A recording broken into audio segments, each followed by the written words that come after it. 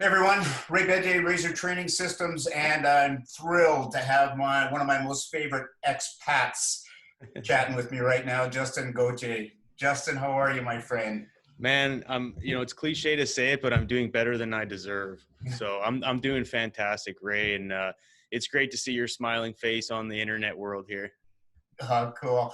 Well, you're from Canada, but you're working down in Houston. Justin, you're Yeah, a technical sales rep with AES Drilling. I got to put you on the spot. You're in the oil business down there. How's here, give business, her. man? How's What's business? that? How's Business? I'm not going to sit here and like 99.9% of the people you talk to are going to be negative about it. I guess I'm one of those guys. When I was working drilling rigs, most of the guys out there were upset and pissed off and just miserable at the world. And I would always try and shine a little bit of optimism on the boys on the rig. Um, but in a nutshell, I wouldn't say business is challenging and business is different. I'm not going to sit here and be whiny about it because complaining doesn't do anything. So it's challenging. We're in a different environment, but the chaos is breeding a lot of opportunity. There's innovation that's coming around the corner. So, but fundamentally, business is tough. People are having a difficult time generating any bit of cash flow. Obviously, there's been a significant amount of bankruptcies down in the United States with regards to oil and gas companies, both on the operator side and the service side. Several of our competitors have gone under, and while that on paper looks good, there's a lot of families that have been affected due to this whole thing. So um, but from my perspective in where I sit within our company and our position in the market, things are actually going really well for our company. So extremely blessed and just grateful to be working for such a great company. And we're doing a lot of neat things right now to come out of this thing stronger than we were before. So that's my take on her, bud. Justin, I know guys and I know people that can't balance one thing. And if I do quick math, you're balancing 11 things, 12 things real hard and real fast. So the question Yeah. I have for you, man, is how do you do it? How do you balance things? What's a priority? How do you jiggle? How do you jaggle? And how do you make sense of everything going on in your world? It's easy. You love what you do. I wouldn't be doing anything if I didn't love it. And my passion wakes me up in the morning. Again, I don't know.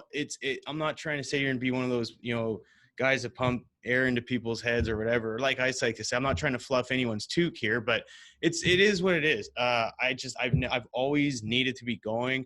I never did well in traditional school. I had to work my butt off just to pass. And so by that, I mean, academically, I probably should have been, not doing anything, but it comes from just, a lot of what my parents instilled in me: hard work. If you want something, got to go out and work for it. And so, but I have so many different interests, and I tend to, focus my energy on a lot of different things. And that's what kind of keeps me going. If I find the less I have to do on my to-do list, I get useless. And so it's like kind of the pressure and the stress just keeps the intensity level up. And that's really what I just focus on what I enjoy, and I just go all in. And how I do one thing is how I do everything, and it's just all in. And I just try and I can't. I'm never bored. I can't be bored. I don't like when I'm at home. My wife, my wife's a lot different, right? So she's a little bit more. She's more of the academic. She's more systematic. Like she's very regimented and things like that in certain ways. But she likes her evenings to sit down, watch TV, and like even at night when we're watching movies and stuff, I'm stretching and I'm like rolling around on the ground. Like I do not stop moving. So it's just, I don't know. It's my blood. And my mom's the same way. Like she's 74 and she does not stop. And so I guess it's just kind of in my blood, man. And I don't know. It's just the way I am. So what takes a priority? There's going to be times where you got balls in the air, you got Yeah. AES and they're paying the bills, and you got the kids Yeah. that are all over you, and you got side business and ventures that are happening. And how do you? Yeah, I guess and that's a really good question. My priority is my wife and my kids. That takes most priority. Now, I say that it's, you know, I work and I'm away and stuff like that. So it's not like I'm at home doing everything for them all the time, but everything I do is to create a life and comfort and to be able to provide, um, while also fulfilling my needs. And by that, I mean, in order for me to be selfless, I have to be selfish. So if I'm not taking care of myself and the things that I enjoy, that I find a priority in my life, like I'm not going to be happy. So it's kind of a mixed bag. And for, you know, to answer the question, I think it really just depends on the circumstance of the environment that I'm in at the time. I mean, to prioritize, like, you know, there's obviously a lot of balls and you juggle them, but some will actually bounce off the ground in some days and some don't. And I guess it's just being aware and learning by failing and learning by dropping some balls. Well, you know, you talk family, and I'm with you 100% on that. That's always priority one. But I want you to expand on something you just said, because the way Yeah. you articulated it was really cool. But if you could just kind of, you know, just fill in the blanks. You said you got to be selfless to be a little selfish.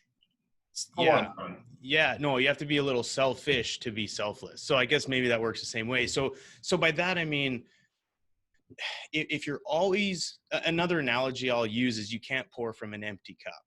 Okay, so I need, and again, growing up, I don't know where I came up with this, and that my values have changed, but there's still part truth in it. People, you know, I would say, well, the only way to get ahead is to be selfish. And I would jokingly say that because I would basically, when I was younger, you know, we all are young and dumb and full of everything else. But uh, I tended to really only care about myself, and probably because I'm an only child, and that may have hurt me, it may have not, but I was always so used to doing everything for myself. And then I realized that, like, okay, that's not necessarily the best way, because you know, the most gratifying thing in life is to serve others and to give more than you take. And so I've managed to understand that, well, I also need to take care of myself, because I can't give everything all the time without being comfortable and happy within myself. Like if I wake up and do everything for everyone else, by the time I go to bed, I've done nothing for me, and that doesn't make me happy. When if I'm not happy, my kids see it and my wife sees it, and then it's just kind of a positive feedback loop. And so what I'm saying is, like, there has to be, you have to find a way, whether it's daily, weekly. I mean, for me, it's almost daily, is to find time. I have to find time for myself. I have to do things that make me happy, because that puts me in a good mood. It energizes me. And then I can pour out 100%. I can give 100% of myself if I'm happy and I'm taking care of myself. And my wife knows that. And when we first started dating and really getting serious, she would kind of wonder why, like, I needed my alone time or I needed to go to the gym. And I guess for me, that outlet and that kind of re-energizing is health and fitness. And she would bug me about always wanting to go to the gym. And she's, you know, one of these specimens in life that doesn't have to work out, and she's muscular. And so she would be like, well, why do you always have to go to the gym? And I'm like, I need my time. Like, I need to be alone. I need to re-energize. And so if I get that time, then the rest of the time I can give a good piece of me to my family. But if I'm not taking care of myself, then I'm giving a shitty version of myself to them. If Does that make sense? Yeah, absolutely, man. Absolutely. And Yeah. I appreciate those words, Justin. The one thing, you know, from the very moment I met you a couple of years ago, you always hit me with that same impression that there was always a bounce in your step, that you had your priorities straight, you know, that you were driven, that you were motivated. And I don't see the selfish side of you, but I do see the caring and the compassionate side. So Sure. success is pretty easy to identify with you. And I've always had just a thrill chatting with you all the time, man. Yeah, no, and you obviously done extremely well for yourself, and it's you know, you identify those things amongst other people, and you know, but it doesn't come without a lot of trial and error. I mean, it's it sounds, you know, there's been lots of ups and downs, and you know, it's been like a river, but for the most part, yeah, like, I don't know. And then I guess to some people it's like, well, what is success? You know, like, some people, you know, what works for others doesn't work for, well, you know, what works for some people doesn't work for others. And so, but you know, you find your groove, and you work hard towards towards hopefully reaching those goals that align with your partners and family and friends or whatever the case. But I appreciate the words, man. And so, yeah, thank you. Well, I'm just not good at getting compliments, so it's hard for me to take that. it's all good, man. I got to be honest with you. I look forward to when our paths can cross again. Right now, it's tricky to see each other, but you got to get up to Canada. I got to get down to the States, and when that happens, look forward to regrouping and having a chance to Oh yeah, again. yeah. No, man, that'd be good. I'm certainly looking forward to it, man. So, but Justin, not I so can't much. thank you enough for all your time, man. Take care of the family. Take care of you, and let's get this thing turned around and let's start to make some hay. Yeah, I can't wait to do it, buddy. Have a good one. Thanks a lot, man. Yeah, cheers.